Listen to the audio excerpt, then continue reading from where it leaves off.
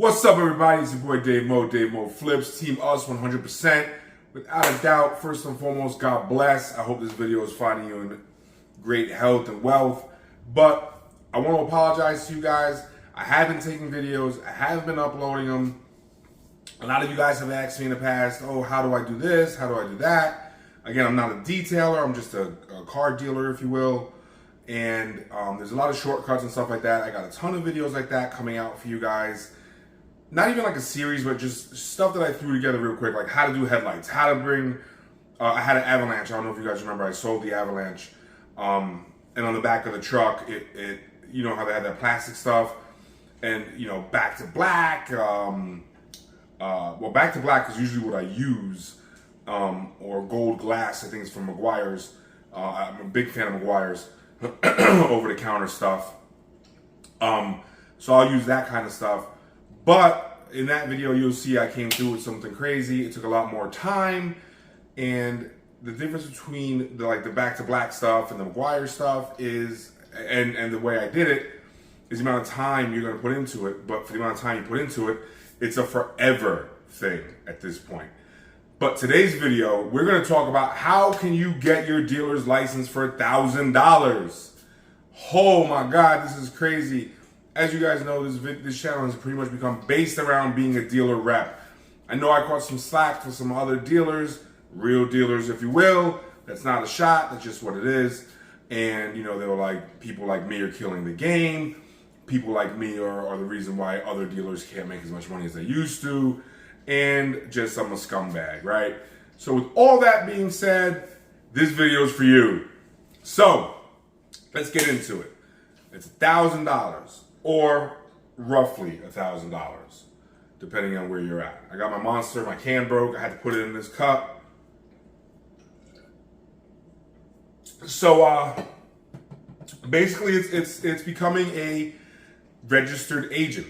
That is actually the terminology that you would use in becoming a dealer rep. The real name that auctions are gonna know you as is a dealer rep. As a registered agent. If you go in there, you say I rep for this company, they're like, I don't even know what that means in certain cities. Here in Tampa, they know what that means. So what you're gonna say is, you know, I'm a registered agent. And what that means, let's go over this real quick, guys. There's a lot of things you wanna worry about. And there's a lot of benefits to it. Number one, every car you buy, the dealership owns, all right? So that's something you guys want to consider. You know, I had spoken to someone the other day, and I was going to sign them up, and clearly, you know, maybe they didn't get to all the videos or do all their homework or whatever, but they knew a little bit about me. Obviously, it was a subscriber that wanted to come to Tampa and do their thing. So prior to them meeting me, I had suggested, like, you know, ask me any questions you want, because number one, in life, I don't like wasting time. Straight up and down, I am not a time waster. By the time you come into the dealership or wherever it is that I'm conducting business, the deal should already be done. I'm just expecting you to come in and sign the paperwork, all right? If you have to test drive a car, that's it. But don't come here and tell me, oh, the paint is bad. Well, you've seen the paint was bad in the pictures, all right? I don't want to hear nothing about that. You already seen the pictures. I take great photos. I am very good at what I do in terms of the descriptions. I would rather you not even show up because the pictures aren't what you want. So I do all that already. Like I'm not trying to waste time. And I have someone who sells cars for me, but I still do it like that because I don't want to waste their time. So anyway, I'm not saying that this guy was a waste of time, but when you talk to me on the phone or you email me, I'll go through everything. I give you 100% of my time. So anyway, understand that when you're buying cars, as a registered agent, dealer rep, you are buying, legally speaking, you are buying them for the dealership.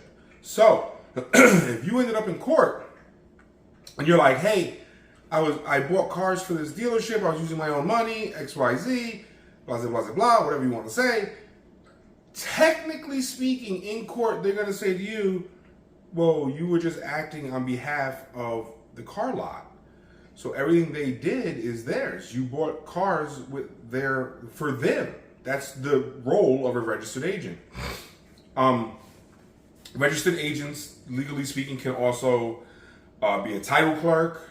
They could be a transporter. They could be anything, but they can cover everything. And there's just on the back end, there's things that you can click. So like my role at this place is like manager, right? So when you click on my name and you're using my logins, I can use the floor plan to pay. I can use my own bank account to pay for cars. I can see everything that everyone purchased and how much they spent on it through different auctions. I have just as much right or access as the owner does, okay, at this particular lot. So understand, you are buying cars under someone else's license. You do not get the titles. You don't even have ownership, okay? So you need to be wary of who you're doing business with. That's number one. Number two, you're spending your money, guys. Listen to me. You're not going to go into a dealership and use their money and then make your money. That's not how this works. Excuse me. Excuse me. The way this works is, simply put, you are going to use your own money. You are going to invest it into a vehicle. You're going to do your own repairs. You're going to do your own marketing. You're going to do your own sales. The difference between money invested and the final number, that is your profit. That you get to keep 100% of. Well, again, depending on the deal you make. The deal where I'm at, I keep 100% of it. Yes, I pay $200 per car, but that gets written into the deal. It's already in the paperwork. So when we're selling to the client, they're like, oh, what's this $200 fee? That's a title processing fee. That's a dealer fee. That's I don't know, I just want to make $200 more fee.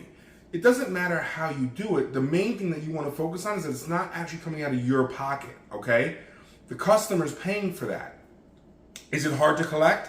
No, not at all. It's there. I don't own the dealership. This has nothing to do with me. I'm selling you the car. Okay.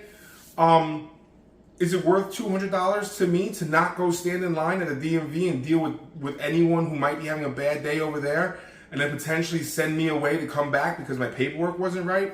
Yes. It is like for me personally, I would gladly pay someone $200 just to go deal with that headache, okay? To be quite honest with you, I pay people every single day to just do running around for me. Not because I'm lazy, not because I don't necessarily have the time. It's because I just don't want to deal with the headaches. My girl is back in town, prime example. She helped me out 2 days ago, I think, at the dealership. Let's just say this week, okay? And I had to go to APO. We had to do returns at APO. A bunch of things had to get mailed out. There was a return at Walmart. The list goes on, okay? And she took that burden off of me and went and did all that running around. So for the $200 fee, that's how I sell it. I'm like, listen, it's $200. If you want to stand in line and stuff like that, you can't do it because we're a dealer anyway. But let's be honest, it's worth $200. Your time is more valuable than $200. They usually go for it. Okay, if they do not go for it, guys, I had no problem saying, look, I'll split the difference with you. I'm making enough money on the car that if I was to take $100 less, it's not a big deal. But understand, that's the dealership's rules. When you find someone to be a registered agent for, that's something you're going to want to know up front. A lot of times they try to say to you, hey, every time you buy a car, we're going to charge you an additional $100, $200, $300. I don't like those deals. They're really good for the dealership because in that situation, I'm charging you as soon as you buy it. I don't care if it takes you a year to sell it. I already got my money out of you, okay? I would rather have got people on the team that want to sell cars. Therefore, I don't want to charge you up front because I want to cut the fat. If you're a lazy car dealer and you're not into it and you don't want to sell cars and your goal is not to sell 10 to 20 cars a month, then I don't want you on the team. I would rather give your slot to somebody else. Move somebody else in there. Now, if I see you don't have the money and I can see you are a hustler though, then I'm going to keep you because I know it's a matter of time before you get to those numbers. Because when you're an owner of a dealership and you're allowing dealer reps, let's refer to them as dealer reps from this point forward, and you're allowing dealer reps to use your license, the monthly is nothing. The monthly is just, bam, here's your money, no big deal.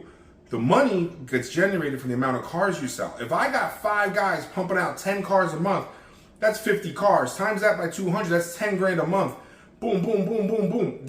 I'm bringing in $10,000 a month before I even sell a car. You feel me? At the end of the year, it's $120,000 I just made just off of these guys, okay? These heavy hitters here that are sitting here selling cars, putting cars out, putting cars out, putting cars out. The guy I rep for, he has a floor plan. So he and I got together and he wasn't using the floor plan. And again, you know, like I said, I've been with him for some time now. And we figured out a way where we were able to let some of the reps use the floor plan and utilize the floor plan and then pay a fee of it. So if you use the floor plan, and it's not open to everyone, it's just his heavy hitters. So he'll make $100 from that for using the floor plan. Then when you sell the car, if you sell it traditionally, he'll make $200 from that sale, like he always does. So what he did was for every car that gets sold using the floor plan, he just upped his income by 50%. Now, at the spot that I'm at, if you wholesale a car dealer to dealer or run it through an auction, you guys should know what wholesaling cars are by this point, then he only gets $100 because there's really no paperwork that you have to do. But again, in that scenario, if you bought a car at the auction using his floor plan to wholesale it like I've been doing, okay, he just doubled. He made 100% of the money he was gonna make. So if I went and bought a car at the auction and I wholesaled it, I'm only supposed to give him 100. But because I used the floor plan, he got 100 from the floor plan. So now he made 200 off of that deal instead of just his regular 100. Anyways, you want to know these things. I wouldn't jump into asking about floor plans right off rip, because if I had someone come into the shop and be like, oh, so you guys have a floor plan? I'm looking at this guy like, yo, you probably don't have enough money to even be in the game, right? Because it's my belief, and I could be wrong, if I'm using the floor plan, I got the money in my bank account. If something goes wrong, boom, I actually pay off the cars before I'm supposed to, and then wholesale. Like, it's no big deal. You know what I mean? But again, it's super convenient. And again, what did I just tell you guys? For that 200, I'll just pay it because it's convenient. So I pay the 100 in certain cars because it's convenient. I don't want to have to go get money. I don't want to go send money. I don't want to go do all this other nonsense. It's easier just to use that money and pay 100 and leave my money in the bank. Excuse me. How much money should you start out with if you're going to be a dealer rep? I think, in all honesty, I would start with nothing less than, I don't know, 5 grand. I think 5 grand puts you in the game, but that's really a lie because I got in the game. I think my first car I bought was from an auction. It was like $1,600. Funny, it's gonna be a Volvo, 2001 Volvo S60. I think I told you guys this story before, but for a lot of you guys that are new here, first time at a dealer auction, bought a 2001 Volvo S60, $1,600, like I just mentioned. Cleaned it up, drove it around for about a week or two. And I didn't even have, at the time, enough money to have my own car. So I sold my car, used the money, bought that Volvo, was using the Volvo, flipped the Volvo to someone in Kansas. They actually flew down from Kansas, which was mind-blowing to me at the time because I was like, well, do they not have Volvos in Kansas? You know, and I don't even know if this is true. Is Kansas like a rust state? Because I have had people from like Michigan come down and buy cars, but I understand Michigan is a rust state. I don't know too much about Kansas, and I'll probably look it up when I get off the phone, when I get off this video with you guys. But anyway, so then I sold that car. I ended up making like almost double the amount of money that I had. So I'm looking at like $3,200 to $3,500 in my pocket, and I'm like, man, that's great. But now I have no car, right? So I went on carrentals.com. This isn't a plug, that's just what I used. And I ended up renting a car for a week. I think it came out to be like maybe like $100 at the time. I rented, obviously, the cheapest, smallest little car I could possibly get because I was, again, wanted to get back into the auction and buy cars, and I did just that. I went back to the auction, I bought 2 cars. Bought 2 more dollar menu cars. I think one was like a Caravan and one was, I don't even remember what the other one was. I just remember I don't like minivans. Ended up selling them, and the story goes on from there to where I am today. That's neither here nor there. The question is, how much should you get started with? I think a $5,000 budget is really nice, okay?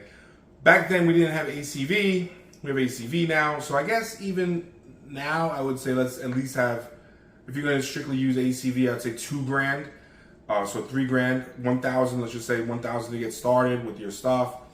And for us, it's $350 a month. So you got to pay your first month up front. It's, I think, a $250 deposit. So that's $600. And I think it's or maybe it's a 2-month deposit. And then it's like $100 that you had to pay to Manheim. And then if you choose to get a dealer's tag, it's another $100.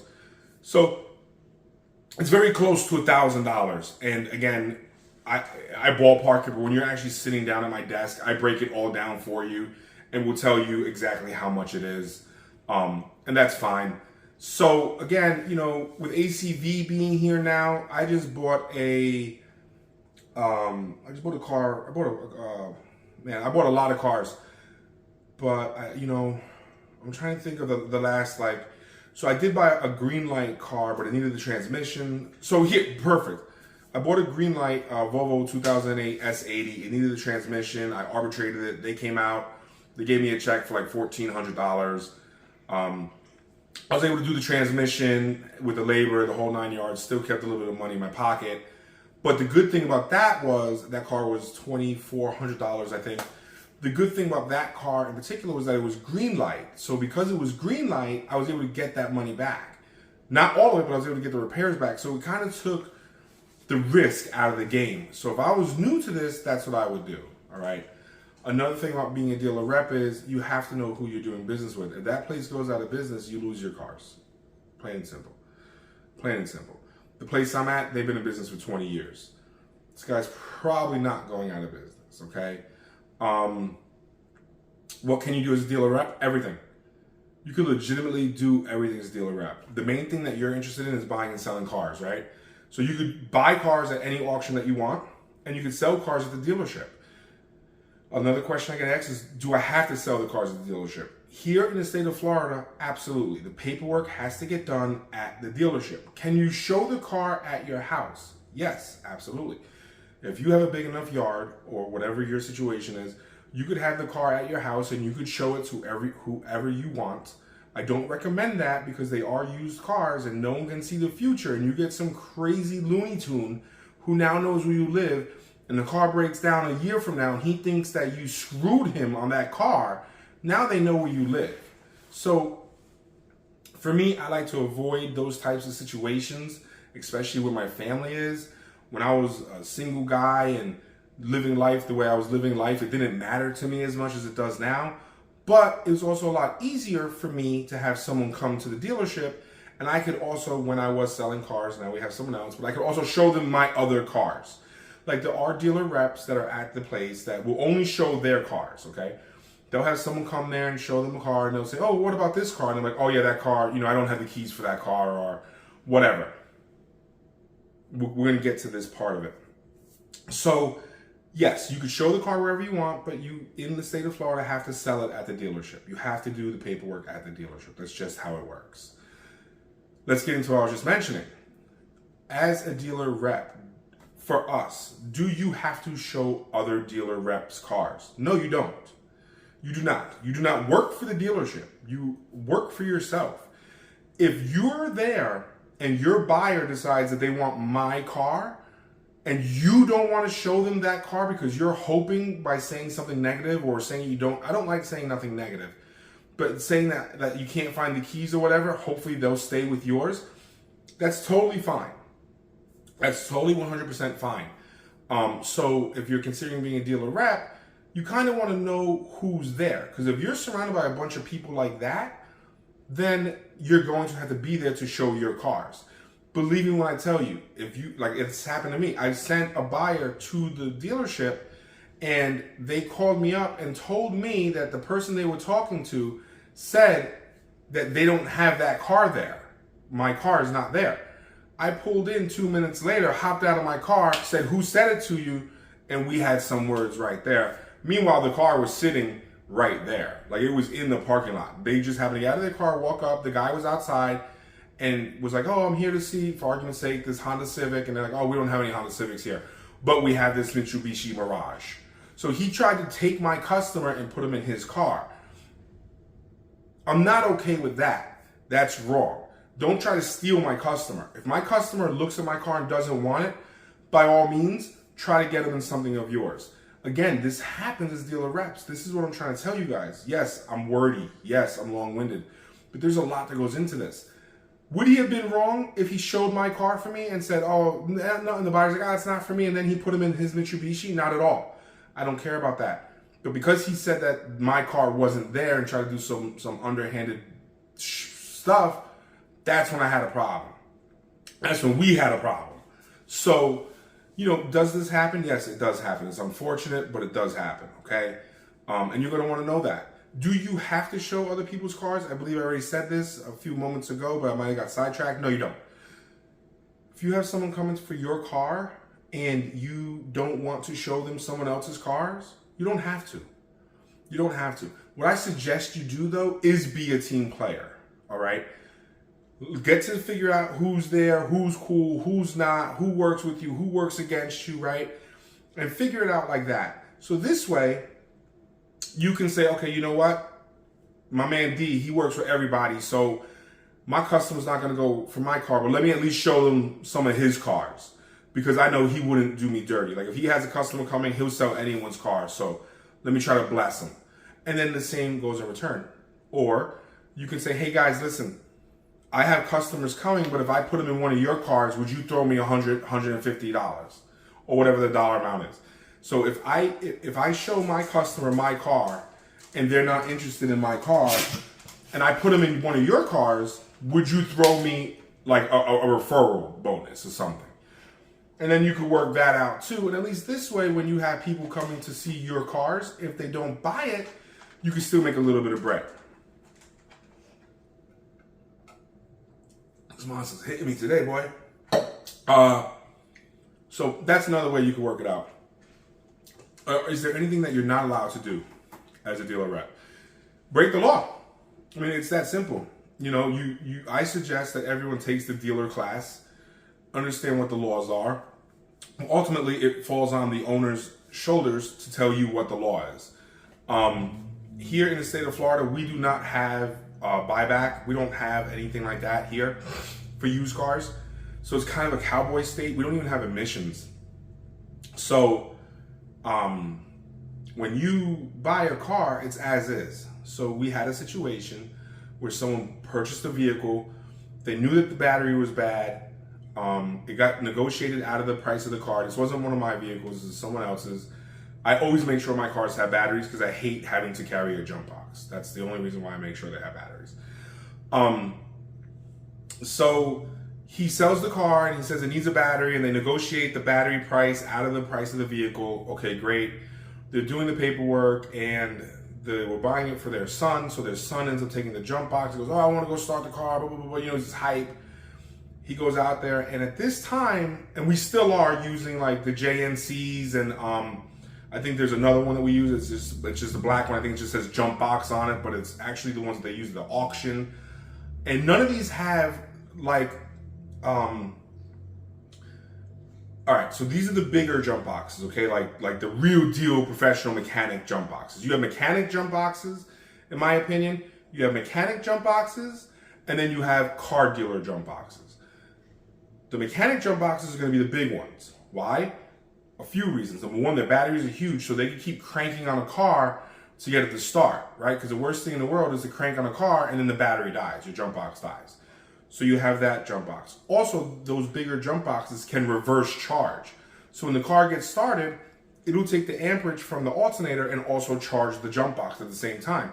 So while you're sitting in the car and you're diagnosing it, you leave your jump box attached and now your jump box is also getting charged at the same time. Great. Then you have what I call like the dealer jump boxes. Now I have both. I carry the dealer jump box and usually they're the NOCOs. And I like to carry, I think it's the JB150. It's like a $300 jump box. It's pretty big. It's got the big light in the front. Why do I carry that? Because I'm not a mechanic. Either my car is going to start or it's not. Those are really good for the auction. They, from what I understand, they don't reverse charge, and you can't put them on backwards. If you put it on backwards, meaning the positive on the negative and the negative on the positive, it faults it out. With the mechanic jump boxes, the big ones, you can put it on backwards, and you can burn out your ECU, which is what happened in this story. So the son went out to the car, didn't really know how to use a jump box or how to jump a vehicle, put it on backwards, hit the turn on, boop, ECU was fried out, game over, car's not gonna move. Came back in, said it wouldn't start. The seller went out there, looked at it, and was like, oh, he could see what happened. So of course he's like, well, I'm not gonna give you your money back because we're not giving the money back anyway, it's as is, you drove it, it's yours. But in that situation, if you just sold a car, it won't even leave the lot. You know, the right thing to do is get the money back. But in this situation, they messed up. They put the cables on backwards, therefore causing the ECU to get fried. End of story. Even with that being done, even with the car being on the lot still, you cannot get your money back. The paperwork is signed. It's over. It's yours. Doesn't matter, okay? We'll get into jump boxes later on down the road, a little bit more into detail into the different types of jump boxes that you should have. And then we could also get into videos with different, code readers, entry level all the way up to mechanic. I carry both because neither here nor there. So anyway, as a dealer rep, understand the laws in the city or state that you're going to be in, the state and city you're going to be in. Because if you are like in California, the cars have to be inspected. I do believe there's a 30-day time period that the person can return it if there's anything wrong with it, and stuff like that. So you're going to want to know. Here in Florida, we don't have any of that stuff. We don't even have emissions, like I said. So you want to learn what the people are selling there. Because if you're at a place similar to the place I'm at, there were a lot of bad apples there. I've done a good job, I believe, of weeding out the bad apples. So we have terrible feedback on Google, okay? You want to know this getting into it. Do we still sell cars? Yeah, all the time. And I'm very forthcoming with people, and I say, look, we did. We are a place, we are a co-op dealership, I like to refer to it as, where we all have the license and we share it equally, which is kind of true, but not really, because there is one person who makes all the money, which is the guy who owns it, right? He gets $200 from every car. He gets a piece of every sale, which is fine. But so you want to know that, because if they still have individuals there that are selling cars that they know are messed up, then that's going to reflect on your sales. Because even if you try to be coy and not give the name of the dealership, once you give the address, it's a simple Google search. All right, boom, boom, bop. Oh, they got a 1-star rating. I'm not going to do business with these people. I actually myself and so I don't know how it's going to work right now because there's a lot of variables, but we are starting a dealership. There are a few partners of mine that we're going to be in it together, and we're going to sell different types of cars out of that dealership, which is so funny because it's right next door to the shop that we're at now. I'm going to keep being a rep for this shop, and I'm going to own my own right next door. Why am I going to do that? Number one, I worked my way up into this other guy's spot where I feel guilty if I was to leave at this point. Call me a sucker, call me what you will. That's the truth. Number two, I don't want dealer reps at my spot. I don't want that liability, okay? But he likes having dealer reps. So for me, what I'm going to end up doing is continuing to run his dealer reps, and I enjoy teaching people how to make money and how to be successful. If there is someone over there that I see is being successful and is responsible and everything else, and they want to sell a different type of car like what we are selling, and they are good with my team over here, then I'll have no problem saying, yo, why don't you guys just move over here with us, because I can see that you sell a different type of vehicle. I can see you like to do financing. I can see you like nicer vehicles. So, for instance, I bought a 2015 Lincoln MKZ, a 2015 Lincoln MKZ, a 2017 Lincoln MKC, as in Charlie. I bought a 2015 Audi A5. I bought a 2019 Ford Fusion. And this one out here is the oldest one, is a 07 Lexus LS 460L. I think I'm forgetting a car or two, But one of my partners bought a 2019 Dodge Journey, 2012 Cadillac SRX, I think it was a 2015 Nissan Rogue, and I want to say a 2013 Juke. Are these cars brand new? No. Are they still really good wholesale vehicles? Absolutely. The way that we're getting them off is ridiculous. But that's a whole nother video. But understand that we're just doing different things, okay? So once we have our own spot and we could offer financing, we're doing so well right now wholesaling cars, okay?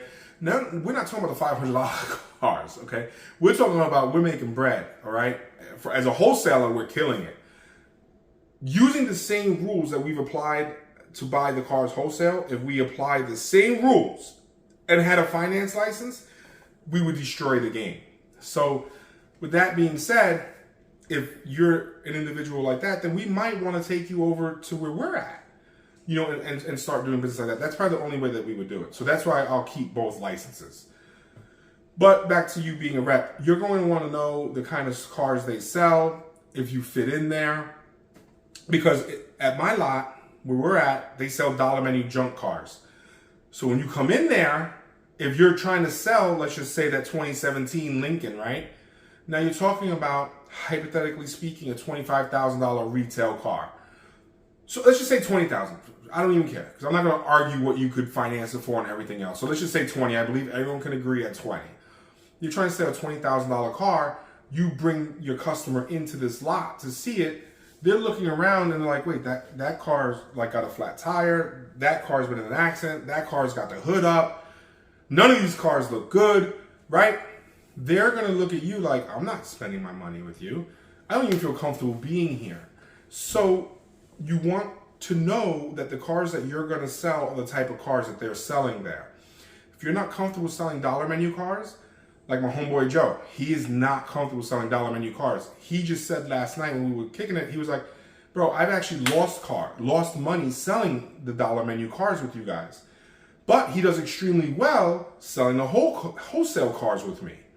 They're a lot nicer cars and stuff like that, and he does really well with that. So not everybody fits in everywhere. So you need to make sure you know that what they're selling is what you want to sell. Because again, if you don't fit in, and it goes the opposite way. If everything on the lot is 2015 to 2019s, and you're sitting here trying to sell 06s, you don't fit in on that lot, right? They're not going to want your 2006 Nissan Altima on their row because it's like, well, why do you guys have that car here? You know, because you're gonna throw everyone off that's trying to buy the nicer cars. At least that's my opinion, and that's just what I would do. I hope I'm covering a lot of this stuff for you guys. What to know and what to look for.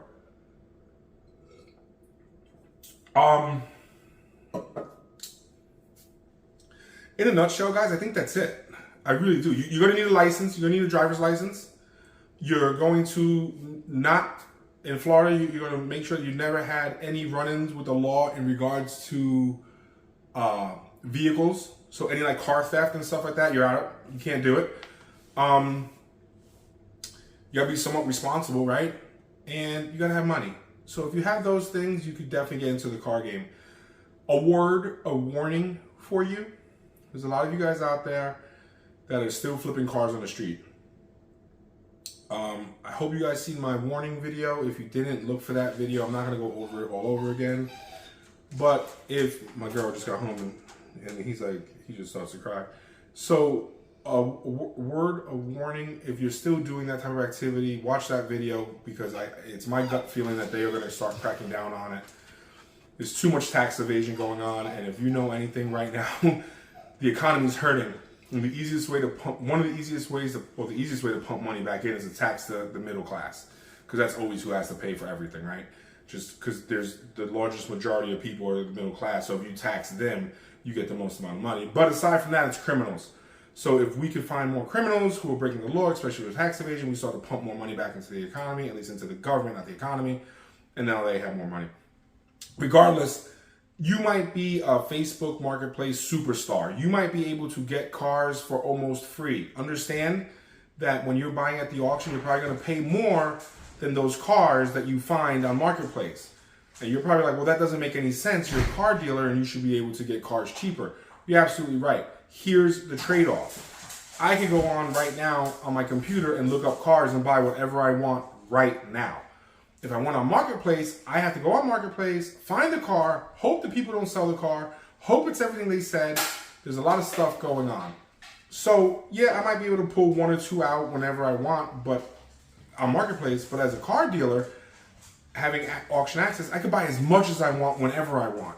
So I might not be able to make $2,000 or $3,000 a flip like you see a lot of YouTubers say that they're doing on Marketplace, but maybe only make $1,000 or $1,500 a flip as a dealer. Number one, I'm not breaking the law, so I don't care. Number two, I could base income off that. I don't have to wait for the next deal to pop up. I don't have to argue with people and try to negotiate them down. I can actually just go out, be the highest bidder, pay for the car, buy the car, sell the car, and I'm done. All right? So with that being said, guys, I hope this video helped you out. You know, as always, stay healthy. Take care of yourselves, take care of each other. And that's it. I'm out of here. I got to go. Later.